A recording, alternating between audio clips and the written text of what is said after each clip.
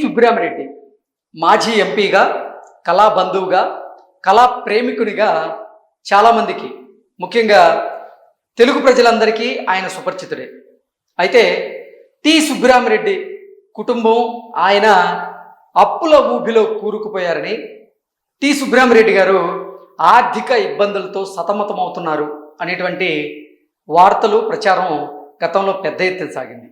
దాని మీద ఇప్పటి వరకు సుబ్బరామిరెడ్డి గారు కానివ్వండి, ఆయన కుటుంబ సభ్యులు కానివ్వండి, ఎవరు పెద్దగా స్పందించిన దాఖలాలు అయితే లేవు. అయితే ఈ మధ్యకాలంలో మరో వార్త కూడా చక్కర్లు కొడుతోంది. అదేంటి అంటే, సుబ్బరామిరెడ్డి గారి కుటుంబ సభ్యులకి గాయత్రి ప్రాజెక్ట్స్ అనేటువంటి ఒక సంస్థ ఉంది. ఆ సంస్థ పెద్ద పెద్ద ప్రాజెక్టులని డీల్ చేస్తూ ఉంటుంది, పెద్ద పెద్ద ప్రాజెక్టులు చేస్తూ ఉంటుంది. పెద్ద పెద్ద ప్రాజెక్టులు చేసేందుకు గాయత్రి ప్రాజెక్ట్స్ అనేటువంటి సంస్థ కొన్ని బ్యాంకుల దగ్గర నుంచి రుణాలు తీసుకుంది. రుణాలు తీసుకొని తర్వాత ఆ ప్రాజెక్టుల్ని కంప్లీట్ చేసింది. అయితే ఆయా ప్రాజెక్టుల్లో భారీగా నష్టాలు వచ్చాయో లేదంటే లాభాలు రాలేదో తెలియదు, కానీ బ్యాంకుల దగ్గర నుంచి గాయత్రి ప్రాజెక్ట్స్ సంస్థ తీసుకున్నటువంటి రుణాలు ఏవైతే ఉన్నాయో అవి తీర్చడంలో ఆ సంస్థ విఫలమైంది. దీంతో బ్యాంకుల్లో ఆ సంస్థకు చెందినటువంటి అప్పులు పెరిగిపోయాయి.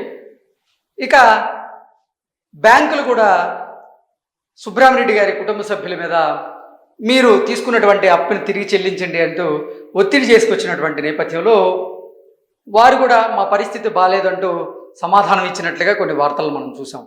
ఆ తర్వాత బ్యాంకులు ఎన్సిఎల్టీని ఆశ్రయించి గాయత్రి ప్రాజెక్ట్స్ అనేటువంటి సంస్థకు చెందినటువంటి ఆస్తులు ఏవైతే ఉన్నాయో ఆ ఆస్తులను వేలం వేయాలి అని నిర్ణయించుకున్నారు.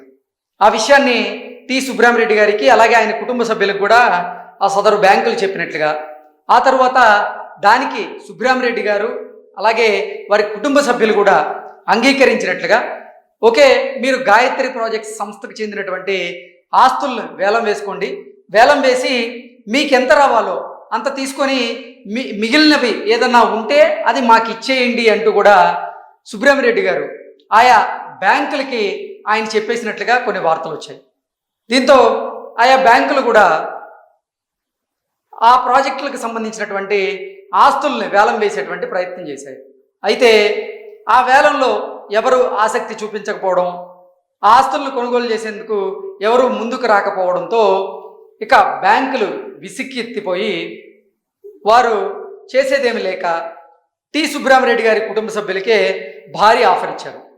మొత్తంగా సుబ్బరామిరెడ్డి గారి కుటుంబ సభ్యులు ఈ గాయత్రి ప్రాజెక్ట్స్ అనేటువంటి సంస్థ ద్వారా బ్యాంకుల దగ్గర నుంచి తీసుకున్నటువంటి మొత్తం రుణాలు ఇంట్రెస్ట్తో కలిపి 8,100 కోట్లు ఉంటే అందులో వన్ టైం సెటిల్మెంట్ కింద 2,400 కోట్ల రూపాయలు మీరు మాకు ఇచ్చేయండి, మిగతాది మేము రుణమాఫీ చేస్తామంటూ కూడా బ్యాంకుల వారు సుబ్బరామిరెడ్డి కుటుంబ సభ్యులకే ఆఫర్ చేసినట్లుగా, దానికి సుబ్బరామిరెడ్డి కుటుంబ సభ్యులు కూడా సంతోషంగా అంగీకరించి మేము వన్ టైం సెటిల్మెంట్గా 2,400 కోట్ల రూపాయలు చెల్లిస్తాము అంటూ ఆ కుటుంబ సభ్యులు కూడా చెప్పినట్లుగా మొత్తంగా 5,700 కోట్ల రూపాయల మేర బ్యాంకుల దగ్గర నుంచి రుణమాఫీ అయినట్లుగా ఈ కుటుంబానికి కొన్ని వార్తలు వచ్చాయి. అయితే నిజంగా అప్పుల ఊబిలో కూరుకుపోయినప్పటికీ సుబ్బరామిరెడ్డి గారు ఎక్కడ హుందాతనంగా ప్రవర్తించారు. ఆయన బ్యాంకులు వేలం వేసేటువంటి సమయంలో కూడా అడ్డుకునేటువంటి ప్రయత్నం అయితే చేయలేదనేటువంటి వార్తలు వస్తున్నాయి. That is Subbarami Reddy. ఆయన మంచి వ్యక్తిత్వం ఉన్నటువంటి ఒక మనిషి. కాకపోతే ఏంటంటే అనుకోకుండా బ్యాంకుల దగ్గర నుంచి ప్రాజెక్టుల పని మీద రుణాలు తీసుకోవాల్సినటువంటి పరిస్థితి వచ్చింది. అయితే ఆ ప్రాజెక్టుల్లో నష్టాల వల్ల లేదంటే లాభాలు రాకపోవడం వల్ల తెలియదు, కానీ ఈ రుణాలను తిరిగి కట్టలేనటువంటి పరిస్థితుల్లో ఆ కుటుంబ సభ్యులు ఉండడంతో బ్యాంకులు రుణమాఫీ చేశాయంటూ కూడా కొన్ని వార్తలు వస్తున్నాయి. అయితే నిజంగా అప్పుల ఊబిలో కూరుకుపోయినప్పుడు కూడా సుబ్బరామిరెడ్డి గారు ఎంతో హుందాగా ప్రవర్తించారని, ఆయనకి తెలుగు చిత్ర పరిశ్రమలో నిజంగా ప్రముఖ స్టార్ హీరోలందరూ కూడా పరిచయం అయినప్పటికీ, సన్నిహితులైనప్పటికీ ఆయన ఏ రోజు కూడా ఏ రాజకీయ నాయకుడిని, ఏ సినీ సెలబ్రిటీని అప్పులు అడగలేదని, ఆయన ఆర్థికంగా ఎన్ని ఇబ్బందులు ఎదుర్కొంటున్నా కానీ ఎవరి సహాయ సహకారాలు ఆర్జించలేదు. ఆయన తనకున్నటువంటి పలుకుబడిని కూడా ఉపయోగించలేదు అంటూ అతన్ని కొంతమంది కొనియాడుతూ ఉంటే, మరికొంతమంది మాత్రం లేదు, టి సుబ్రహ్మరెడ్డి గారు ఆయన కుటుంబ సభ్యులు లగ్జరీ కోసం ఎక్కువగా ఖర్చు చేస్తూ ఉంటారు. లగ్జరీస్ లైఫ్ని వాళ్ళు లీడ్ చేస్తూ ఉంటారు. అందులో భాగంగానే ఇప్పుడు బ్యాంకుల దగ్గర అప్పులు చేయాల్సి వచ్చింది. ఆ అప్పులు కట్టాల్సినటువంటి పరిస్థితి అయితే ఇప్పుడు లేదు వాళ్ళకి. కాబట్టి బ్యాంకులకి 5,700 కోట్లు ఎగ్గొట్టారంటూ కూడా వాళ్ళ మీద కొంతమంది విమర్శలు చేస్తూ ఉన్నారు. అయితే ఏది ఏమైనప్పటికీ మాత్రం తన వ్యక్తిత్వాన్ని తాను మర్చిపోలేదు. నిజంగా బ్యాంకులు వారి ప్రాజెక్టులకు సంబంధించినటువంటి ఆస్తులను వేలం వేసేందుకు ముందుకు వచ్చినా కానీ మీరు వేలం వేయండి, మాకు ఎటువంటి అభ్యంతరం లేదు అంటూ అడ్డుకునేటువంటి ప్రయత్నం అయితే చేయలేదు.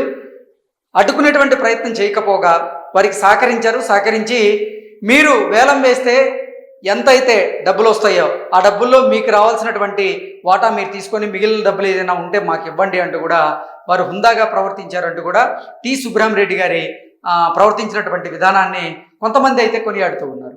సో ఏది ఏమైనప్పటికీ కాస్త ఊరటైతే ఆ కుటుంబానికి లభించింది. ఇప్పుడు బ్యాంకుల దగ్గర నుంచి 5,700 కోట్ల రూపాయలు ఆ కుటుంబానికి అయితే రుణమాఫీ జరిగింది. అంటే వారు నడిపిస్తున్నటువంటి ఈ గాయత్రి ప్రాజెక్ట్ సంస్థకైతే రుణమాఫీ జరిగింది. సో మొత్తంగా చూసుకున్నట్లయితే ఇక ఆ సంస్థ మళ్ళీ తిరిగి రుణాలు తీసుకోవడానికైతే అర్హతను సాధించింది. దీంతో ఇక టి సుబ్రహ్మరెడ్డి గారి కుటుంబం కాస్త స్థిమితించింది, అంటే కాస్త ఒడ్డున పడింది అన్నట్లుగా చాలామంది అయితే వారి అభిప్రాయాన్ని వ్యక్తం చేస్తూ ఉన్నారు. Thank you so much.